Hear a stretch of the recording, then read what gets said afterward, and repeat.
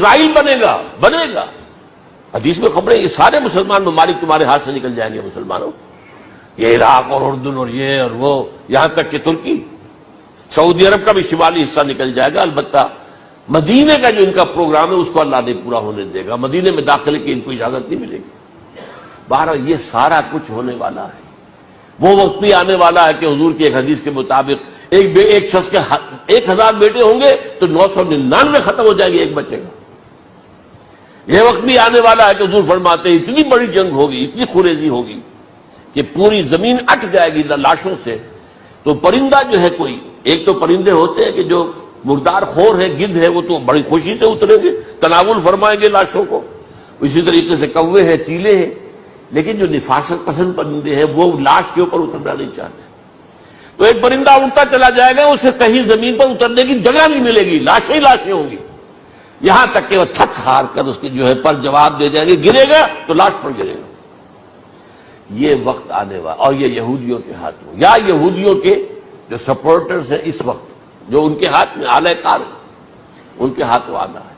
میرے نزدیک اس کام کے لیے اس ملعون قوم کو، کہ جو حضرت عیسیٰ کے زمانے سے ملعون ہو چکی ہے، اس کو باقی رکھا گیا ہے. اسے یہ موقع دیا گیا ہے. اس نے اسرائیل بنا لیا ہے. تقریباً 2000 سال کے بعد وہ دوبارہ آ کر آباد ہوئے اس سرزمین میں جہاں سے نکال دیے گئے تھے 70 عیسوی کے اندر. یہ سارا کچھ کیوں ہو رہا ہے؟ ان کا یہ استثناء کیوں کیا گیا؟ یہ بڑی تلخ بات ہے، یہ یاد کر لیجیے. کیونکہ یا تو قوم اسی وقت ہلاک کر دی جاتی، جیسا کہ ہوا قوم نوح، قوم ہود، قوم عاد، قوم ثمود، قوم شعیب. یہ ہوا کہ نہیں ہوا؟ اور سدوم اور عمورہ کی بستیاں جہاں حضرت لوط بھیجے گئے، اور آل فرعون جو ہلاک کیے گئے. یا تو پوری قوم ہلاک کی جاتی، نہیں. یہ یوں سمجھیے کہ اس پورے معاملے کو درمیان میں سے ایک وقفہ دے دیا گیا، حضرت عیسیٰ کو اٹھا لیا گیا، اور حضرت عیسیٰ دوبارہ آئیں گے. یہ کیوں کیا گیا؟ اب اس میں بڑی تلخ بات آپ سے کہہ رہا ہوں، یہ آپ کے لیے قبول کرنا آسان نہیں، حلق سے نیچے اٹھنے کی مشکل سے. اس قوم کو زندہ رکھا گیا ہے جو ملعون اور مغضوب علیہم قوم ہے. سب سورہ فاتحہ میں مفسرین لکھتے ہیں ضالین، یہ نصارہ ہے، اور مغضوب علیہم یہ یہودی ہیں. اور قرآن کہتا ہے لعن الذین کفروا من اہل الکتاب علی لسان داؤد وعیسی ابن مریم، لعنت کی گئی. ایک ملعون اور مغضوب قوم کے ہاتھوں آخری امت محمد، اور اس کا بھی بہترین حصہ، اس پر عذاب ان کے ہاتھوں آئے گا.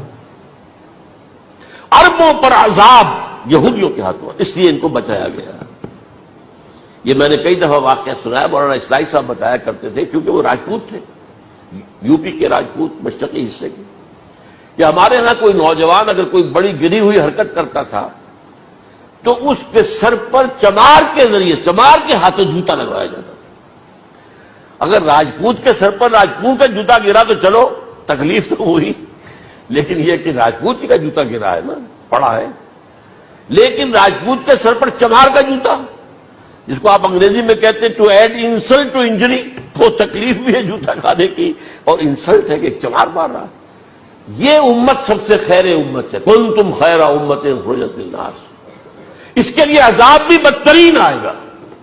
اور کن پر آئے گا؟ اس امت کا جو اصل نیوکلیس ہے عرب، جس کے بارے میں حضور کی حدیث موجود ہے ویل للعرب، عرب کے لیے بہت بڑی ہلاکت. اور آج ہماری نظر میں آ رہا ہے وہ ملعون اور مغضوب علیہم قوم، ان کے سینے کے اندر خنجر کی طرح بھونکی گئی ہے. اور 30 کروڑ کے قریب عرب بے حمیتی، بے غیرتی، بزدلی، کمزوری، ذلت، مسکرت کی مثال بنے ہوئے. کوئی بول سکتا ہے اس اسرائیل کے خلاف؟ کوئی بول سکتا ہے؟ 30-35 لاکھ آدمی ہے اسرائیل کے اندر یہودی، اس سے زیادہ تو امریکہ میں 50 لاکھ کے قریب. کل 1.25 کروڑ آدمی ہے یہ یہودی پوری دنیا کے اندر. لیکن دیکھیے جو چاہتا کرتا ہے.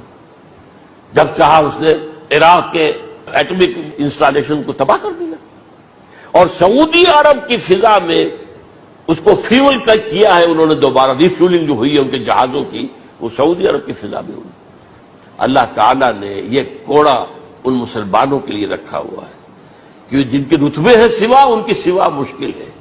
جتنا اونچا مقام اللہ نے دیا عربوں کو، ان میں حضور کو اٹھایا، ان کی زبان میں اپنا آخری کلام نازل کیا، تو ان کی ذمہ داری بھی بہت ہے۔ جن کے رتبے ہیں سوا، ان کی سوا مشکل ہے۔ یہ ہے میرے نزدیک واللہ اعلم